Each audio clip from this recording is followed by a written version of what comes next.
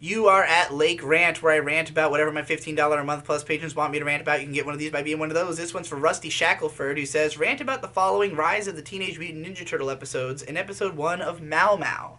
And then he linked a bunch of Teenage Mutant Ninja Turtles episodes, including episode 1.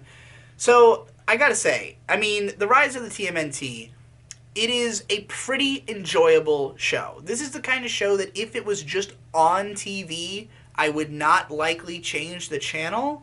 If I was just passing through a room and it happened to be on, I might tune in for a couple of minutes and be like, haha, and then leave. But, like, it's not the kind of show that I can really, like, sit down and watch episodes of, because even though the animation is incredible and, like, just the timing of things, the way it's all, first of all, obviously huge Trigger fanboys. Like, the level of Imaishi's influence on this is higher than probably it is on any actual anime that is not produced by him. Like, unbelievable levels of Imaishi dick writing going on here, which I appreciate.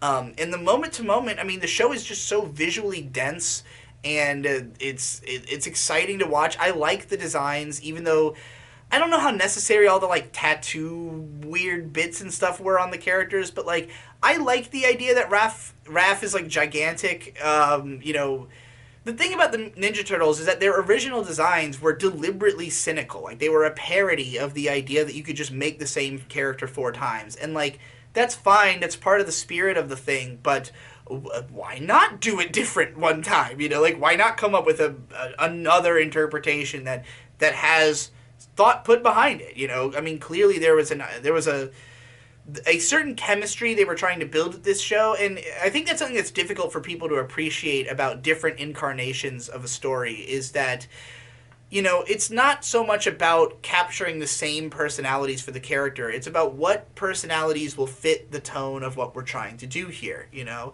And I think that there have been times in Ninja Turtles history where the cast was unbalanced, where certain characters just, you know, like, for instance, Raphael, a lot of the times they like to portray him as, like, the guy who's going to go off on his own, right? He's, like, the loner, he's super serious.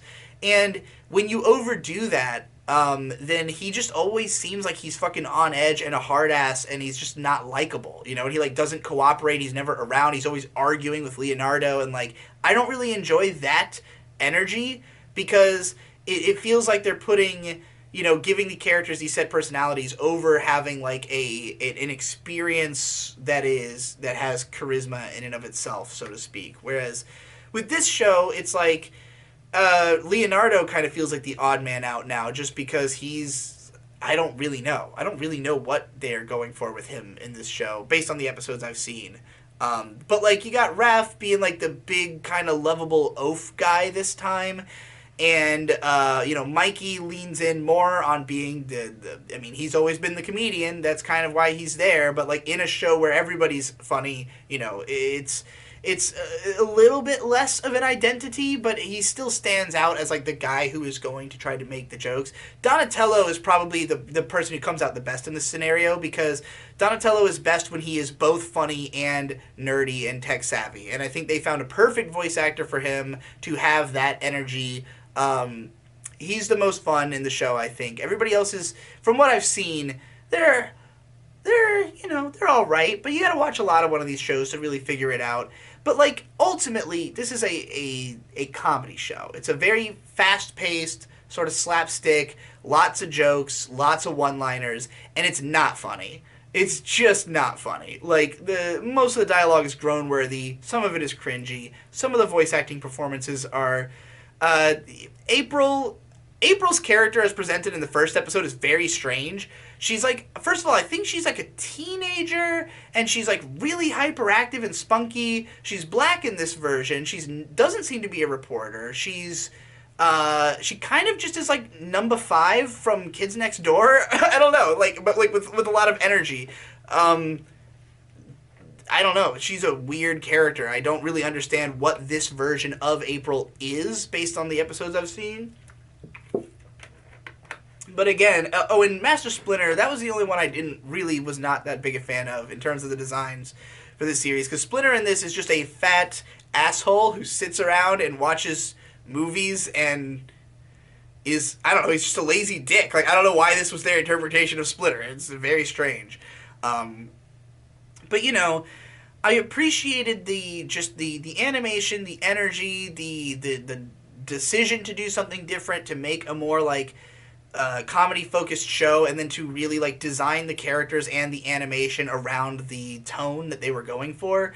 It's just a matter of, like, you know, none of it sticks with you that much. It's all kind of momentary and incidental. There are parts that look cool, maybe you could watch again, but there's just not enough in the scripts of quality to make you remember what the hell you just saw when you watch an episode of this. So, like, you know, again, this is something that if I just saw it on, I'd be like, oh, cool, Rise of the TMNT, but, like, I would not sit down and watch it. As for Mao Mao, I did not, like, I could barely comprehend Mao Mao. It was one of those kids shows that's, like, got so little going on that you almost become confused, because you're like, wait, what's happening? Oh, okay, it's still, you know, still the same. There's just weird, wacky scenes going on, you know?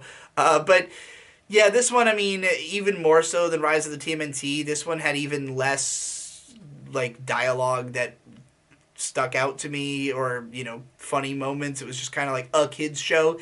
It has pretty cool animation in places. Like, I see why it would come up in the same conversation, because it also has some of that, you know, anime influence and the interesting use of timing and all that. And, like, the OP was kind of neat. But for the most part, this one is way more toned down than Ninja Turtles, based on the episode I saw. So it was, you know, not enough to draw me in. I would say wasn't that interested in Mao Mao. But the Ninja Turtles is pretty okay.